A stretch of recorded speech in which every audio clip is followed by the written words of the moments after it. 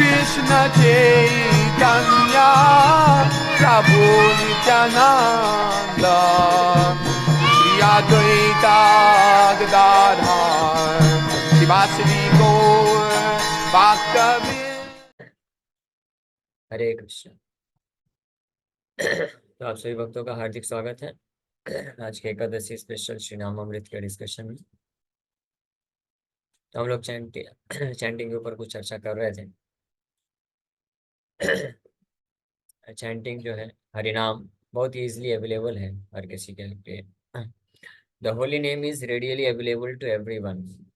The holy name of Lord Krishna is so powerful that, save for the dumb who cannot chant it, it is readily available to everyone, including the lowest type of man, the Chandal. तो पद्यावली में श्रील रूप गोस्वामी इसका वर्णन करते हैं। बहुत अच्छा श्लोक है, इसको इसको रिसाइड भी कर सकते हैं। आकृष्टिकृच्चेतसां सुमनसामुच्चाटनं सां साम् आचण्डालममुकलोकसुलभो वश्यस्य मुक्तिश्रिया नो दीक्षां न च सत्क्रियां न च पुरश्चर्यामनागीक्षते मंत्रो अयं रत्नस्प्रगेव फलति श्रीकृष्ण नामात्मका।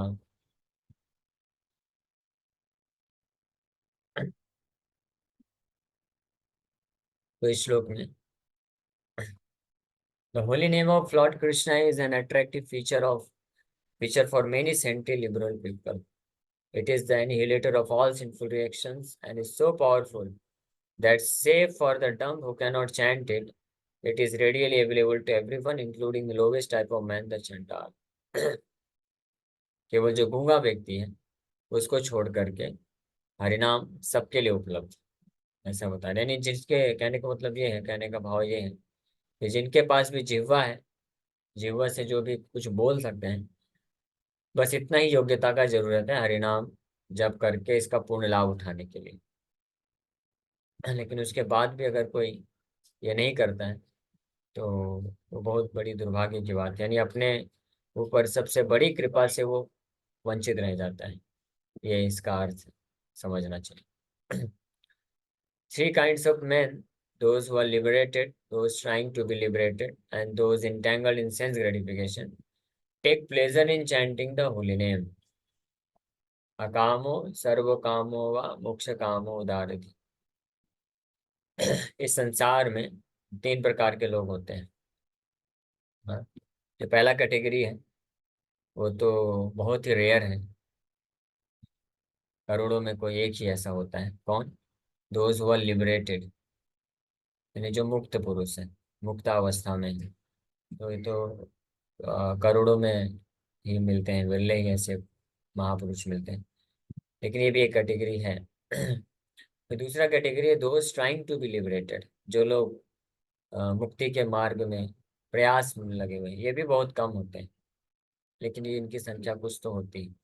जैसे आप सब भक्त लोग इस कैटेगरी में आते हैं, आप में से हो सकता है कोई पहले कैटेगरी में होगा तो क्षमा कर दीजिएगा, लेकिन हम सब ज्यादातर भक्त लोग इसी कैटेगरी में आते हैं। We are trying to be liberated. और तीसरा कैटेगरी है those entangled in sense gratification. तीसरे में जो लोग इंद्र तृप्ति में, काम की पूर्ति करने में फंसे हुए संसार में। लेकिन हरिनाम हरिनाम प्रभु इतने दयालु हैं, ये तीनों प्रकार के व्यक्तियों के द्वारा अगर उनका कोई आश्रय लेता है उनका, तो उसको आनंद की प्राप्ति होती है, सुख की प्राप्ति हो जाती है। और सुख का स्तर अलग अलग होता है, लेकिन तीनों प्रकार के लोग जो है लाभ उठा सकते हैं हरिनाम के द्वारा। So in this world there are three kinds of men: those who are liberated, those trying to be liberated, and those entangled in sense enjoyment. Of these three, those who are already liberated chant and hear the holy name of the Lord, knowing perfectly that to glorify the Lord is the only way to keep oneself in a transcendental position. अब लक्षण बताया गया है कि जो liberated हैं, जो मुक्त हैं, जो कि बहुत रेयर हैं, उनके क्या लक्षण होते हैं। तो जो मुक्त लोग होते हैं वो भी नाम जप करते हैं, और जो मुक्ति को प्राप्त करने के लिए प्रयास कर रहे हैं वो भी नाम जप करते हैं, सेकंड क्लास में। और थर्ड क्लास में जो इंद्र तृप्ति में फंसे हुए हैं वो भी नाम जप करते हैं। लेकिन तीनों का लक्षण अलग अलग होता है, इस तरह अलग अलग होता है। क्या लक्षण बताया गया है? जो लिबरेटेड है, जो मुक्ति की अवस्था में है, तो वो जो नाम जप करते हैं, भगवान के नाम को सुनते हैं, तो उनके पास ये परफेक्ट अंडरस्टैंडिंग होता है कि भगवान के नाम जप करने का जो तरीका है, केवल यही एकमात्र तरीका है अपने आप को पूर्ण रूप से इस भौतिक जगत से ऊपर उठा करके आध्यात्मिक स्थिति में बना के रखने के लिए। हाँ, this is the only way to keep oneself in a transcendental position. तो ऐसा भक्त है पूरी पूरी तरह से कन्विंस रहता है कि हरिनाम के बिना, भगवान का आश्रय लिए बिना हम इस भौतिक संसार से मुक्त नहीं हो सकते। Those who are trying to be liberated, the second class, may regard the chanting and hearing of the Lord's holy name as a process of liberation, and they too will feel the transcendental pleasure of this chanting. तो जो मुक्ति के लिए प्रयास कर रहे हैं, तो वो इस हरिनाम जप को साधन के रूप में देखते हैं कि इस साधन के द्वारा हम मुक्ति की अवस्था को प्राप्त कर सकते हैं। ये सेकंड क्लास के जो भक्त होते हैं वो ऐसा विचार, उनका धारा ऐसा विचारधारा रहता है। जो लिबरेटेड हैं वो क्या सोचते हैं, उनकी विचारधारा क्या रहती है? वो जानते हैं कि भगवान के नाम जप करने से ही हम अपने लिबरेटेड पोजीशन में रह पाएंगे, यानी मुक्ति की अवस्था में बने रहेंगे भगवान के नाम के आश्रय लेकर। And as for karmis and persons engaged in sense gratification, they also may take pleasure in hearing the pastimes of the Lord, like his fighting on the battlefield of Kurukshetra, his dancing in Vrindavan with the gopis. Everyone therefore, including the mumukshus, the vimuktas, and the karmis, should chant and hear the glories of the Lord, and in this way everyone will benefit.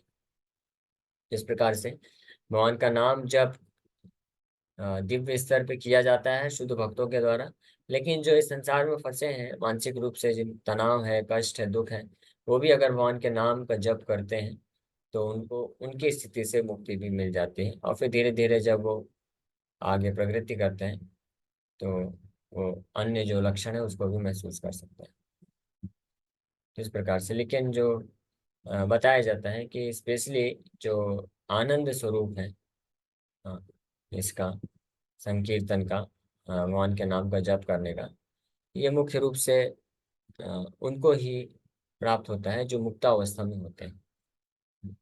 Holy name of the Lord is all blissful. भगवान का नाम पूर्ण रूप से आनंदमय है। इसको experience करने के लिए, अनुभव करने के लिए व्यक्ति को समस्त प्रकार के जो कल्मश है हृदय से, उससे मुक्त होना पड़ता है पहले। तो उस अवस्था में जब तक अनर्थ नष्ट नहीं होते तब तक वो नाम जितना ज्यादा जप करता रहता है, वो प्रोसेस क्लींसिंग प्रोसेस का काम करता है। चेतो दर्पण मार्जन, यानी भवौषधि, औषधि के रूप में कार्य करता है, जिसके बारे में हम ऑलरेडी कई बार चर्चा कर चुके हैं। तो हमारे लिए अभी ये दवाई की तरह है, और जितनी मात्रा में जैसे कोई बीमार व्यक्ति होता है तो वो एक्सपीरियंस कर सकता है। बीमार व्यक्ति जब दवाई लेता है तो दवाई लेने से उसको आनंद नहीं मिलता है, वो अपनी बीमारी, यानी जो जिसके कारण कष्ट मिल रहा है, दुख मिल रहा है, तो उस बीमारी या कष्ट से वो धीरे धीरे मुक्त होता है दवाई लेने से। फिर जब एक बार पूरी तरह से स्वस्थ हो गया तो फिर स्वादिष्ट पकवान खा करके आनंद का अनुभव कर सकता है। तो इसी प्रकार से हरिनाम जो बीमारी की अवस्था में लेते हैं, हम सब बीमारी की अवस्था में, भवरोग, अनर्थ की बीमारी है, तो इस अवस्था में जैसे जितनी मात्रा में सिंसियरली हम नाम जप करते हैं और जैसे जैसे हृदय का मार्जन होता है, शुद्धिकरण होता है, तो उतना एक रिलीफ मिलता है, सुकून मिलता है। क्योंकि भौतिक इच्छाएं हृदय में रहने के कारण व्यक्ति जो है बहुत ही ज्यादा भटकता रहता है, मनुष्य का बहुत ही तकलीफ को महसूस करता है, आंतरिक रूप से स्पेशली। हाँ, तकलीफ बाहर से नहीं है, अंदर से ही ज्यादातर तकलीफ है इन अनर्थों के कारण। लेकिन हरिनाम जप करने से धीरे धीरे जैसे अनर्थों से मुक्ति होती है, तो वो व्यक्ति एक्सपीरियंस कर सकता है एक सुकून को, पीस को, शांति को। और जब पूर्ण रूप से परफेक्ट लिबरेटेड प्लेटफॉर्म में होता है, यानी सारे अनर्थों से जब वो मुक्ति को प्राप्त कर लेता है, तब वहां से वास्तविक रूप में हरिनाम के प्रभाव से दिव्य आध्यात्मिक आनंद को एक्सपीरियंस, अनुभव करना वो प्रारंभ कर सकता है। तो इस तरह से ये नाम का आश्रय लेने से हम इस बात को एक्सपीरियंस कर सकते हैं धीरे धीरे। लेकिन कहने का मतलब ये है कि कोई भी व्यक्ति कैसी भी अवस्था में क्यों ना हो, वो कोई बहुत बड़ा महान शुद्ध भक्त हो या इस संसार में बहुत फंसा हुआ, बहुत सारे अनर्थों में फंसा हुआ, जूझने वाला कोई साधारण इंसान ही क्यों ना हो, अगर वो भगवान के नाम का जप करेगा तो निश्चित रूप में वो उसी अवस्था से वो अनुभव कर सकेगा कि भगवान के नाम के प्रभाव में आकर के उसके जीवन में अनर्थ नष्ट हो रहे हैं, शांति को प्राप्त करता है और फाइनली फिर दिव्य आनंद की तरफ बढ़ता है। तो इसलिए ये बोला गया है कि हरिनाम जो है readily available to each and everyone, बड़ी आसानी से उपलब्ध है या सहज है हर किसी व्यक्ति के लिए नाम का आश्रय लेना। ओके, हम लोग यहीं पे विराम करेंगे अभी।